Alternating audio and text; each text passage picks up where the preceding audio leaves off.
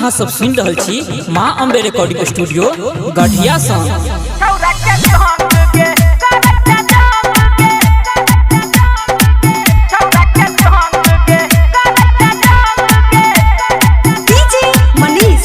Singing by Ajay अकेला।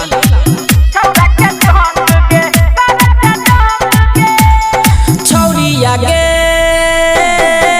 गेला तू सकरी गे आकी न लेले एगो तू बकरी गे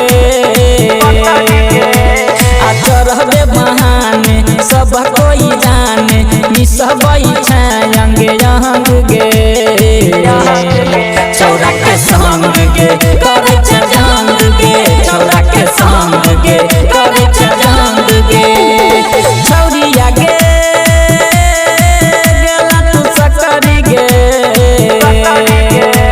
आकी न लेले एगो तू बकरी गे आ चढ़बे बहाने सब कोई जाने निसबई छायंगे यंग गे छौरा के संग गे करे छंग गे छौरा के संग गे करे छंग गे।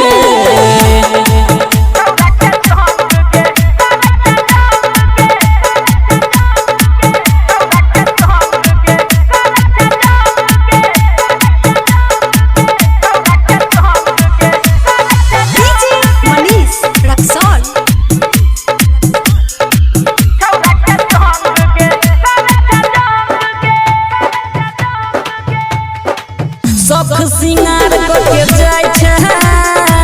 12 बजे के तू दिन में मजा खूबे लूटबही छगे छौरी सनी लियोन के सीन में हे सब सिंगार करके जाय छे 12 बजे के तू दिन में मजा खूबे लूटबही छगे छौरी मिलियन के सीन में कहला पे कान के बात नहीं माने कहला पे कान के बात नहीं माने देखा बे जवानी के उमंग गे छौरा के संग गे करे छंग गे छौरा के संग गे करे छंग गे।